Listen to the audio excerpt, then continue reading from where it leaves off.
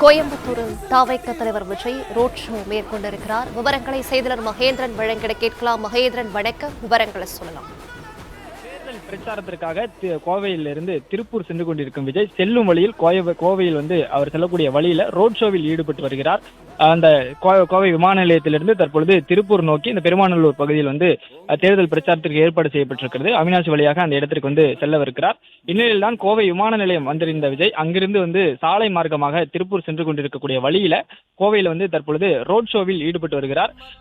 சாலையின் இருபுறங்களிலும் விஜய் வரவேற்கக்கூடிய வகையில் அவரது தொண்டர்கள் காத்திருக்கின்றார்கள். அவர்களை பார்த்து கையசைத்தவாறு இந்த ரோட் ஷோவில் தற்பொழுது தமிழக வெற்றி கழக தலைவர் விஜய் ஈடுபட்டு வருகிறார். குறிப்பாக சின்னியம்பாளையம், நீலாம்பூர் உள்ளிட்ட பகுதிகளில் திரண்டிருக்கக்கூடிய தொண்டர்களுக்கு கைகளை அசைத்தவாறு விஜய் ரோட் ஷோவில் ஈடுபட்டு வருகிறார்.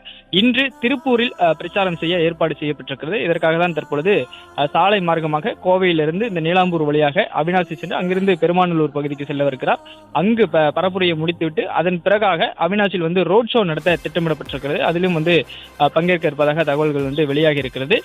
பெருமாநல்லூர் பகுதியில் விஜய் உரையாற்றவிருக்கிறார். அங்கு உரையாற்றிய பிறகு அதன் பிறகு ரோட் ஷோவில் ஈடுபட இருப்பதாக தகவல் வெளியாகி இருக்கக்கூடிய நிலையில் தான் தற்பொழுது கோவையிலேயே ரோட் ஷோவில் ஈடுபட்டிருக்கிறார். விமான நிலையம் வெளியிலும் காத்திருந்த தொண்டர்களுக்கு ரோட் ஷோவில் ஈடுபட்டு இந்த கைகளை அசைத்தவாறு அங்கிருந்து புறப்பட்டு சென்றார்.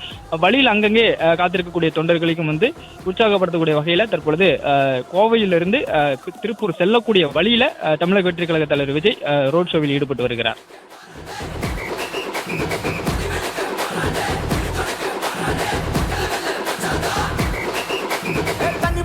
படிச்சு வரான், விசில் ஒண்ணு அடிச்சு வரான், தடைய வச்சா உடச்சு வரான் தளபதி. தப்பு நடந்தா ஒரு வெற்றி அடைஞ்சா ஒலிக்குச்சு நான்